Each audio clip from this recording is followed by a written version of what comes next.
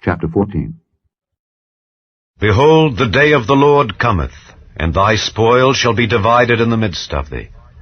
For I will gather all nations against Jerusalem to battle, and the city shall be taken, and the houses rifled, and the women ravished, and half of the city shall go forth into captivity, and the residue of the people shall not be cut off from the city. Then shall the Lord go forth and fight against those nations, as when he fought in the day of battle. And his feet shall stand in that day upon the Mount of Olives, which is before Jerusalem on the east. And the Mount of Olives shall cleave in the midst thereof toward the east and toward the west, and there shall be a very great valley. And half of the mountain shall remove toward the north, and half of it toward the south. And ye shall flee to the valley of the mountains, for the valley of the mountains shall reach unto Azal. Yea, ye shall flee like as ye fled from before the earthquake in the days of Uzziah king of Judah. And the Lord my God shall come, and all the saints with thee. And it shall come to pass in that day, that the light shall not be clear nor dark, but it shall be one day which shall be known to the Lord, not day nor night. But it shall come to pass, that at evening time it shall be light. And it shall be in that day that living waters shall go out from Jerusalem, half of them toward the former sea, and half of them toward the hinder sea. In summer and in winter shall it be. And the Lord shall be king over all the earth. In that day shall there be one Lord, and his name one. All the land shall be turned as a plain, from Geba to Rimmon, south of Jerusalem. And it shall be lifted up and inhabited in her place, from Benjamin's gate unto the place of the first gate, unto the corner gate, and from the tower of Hananeel unto the king's winepresses. And men shall dwell in it, and there shall be no more utter destruction, but Jerusalem shall be safely inhabited.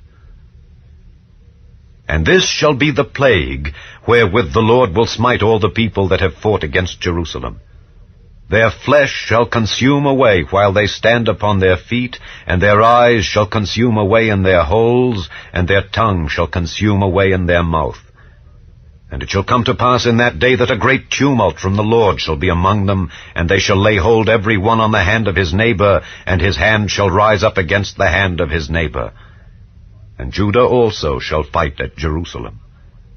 And the wealth of all the heathen round about shall be gathered together, gold and silver and apparel in great abundance. And so shall be the plague of the horse, of the mule, of the camel, and of the ass, and of all the beasts that shall be in these tents, as this plague. And it shall come to pass that every one that is left of all the nations which came against Jerusalem shall even go up from year to year to worship the King, the Lord of hosts, and to keep the Feast of Tabernacles. And it shall be that whoso will not come up of all the families of the earth unto Jerusalem to worship the King, the Lord of hosts, even upon them shall be no rain.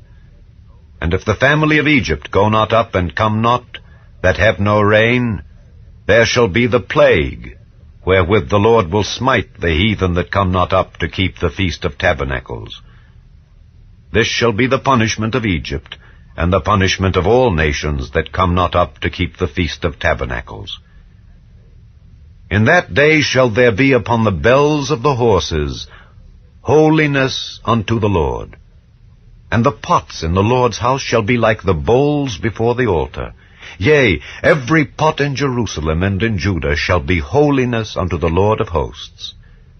And all they that sacrifice shall come and take of them and seethe therein.